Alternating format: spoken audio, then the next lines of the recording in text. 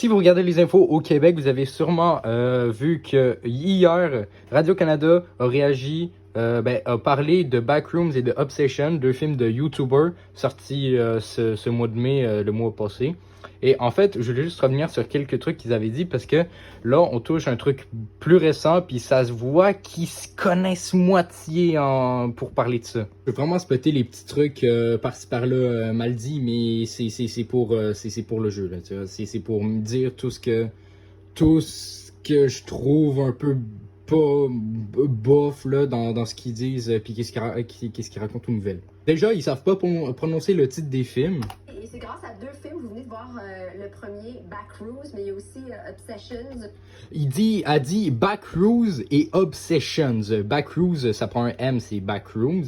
Et Obsessions, ça prend pas de S, c'est Obsession. Mais voilà. Ensuite, a dit que les films ont été révélés sur YouTube. Qui ont été révélés sur YouTube, tournés avec un petit budget. Ils ont fait leur fait d'armes donc sur la plateforme.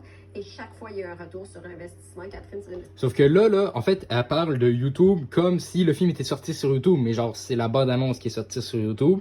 Il faisait du contenu YouTube et le film est sorti au cinéma. Puis il y a eu du box-office. Ça, c'est un peu de la précision, là. C'est un autre moment dans le petit bout.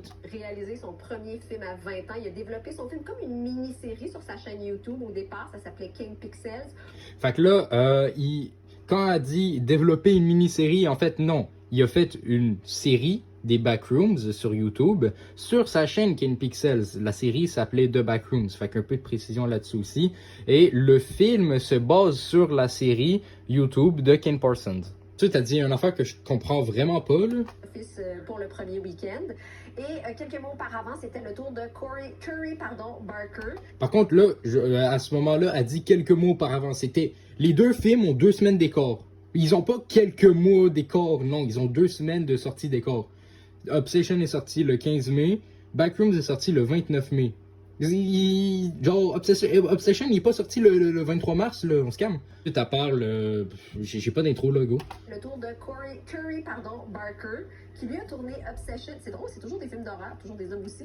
Avec... Fait que là, je comprends pas, là. Ok, oui, les films d'horreur, ça, je comprends, les films d'horreur, c'est toujours rentable quand c'est bien fait.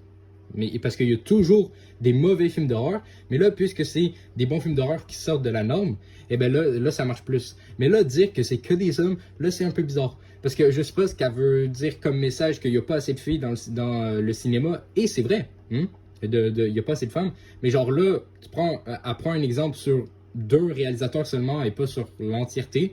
Puis il y a des réalisatrices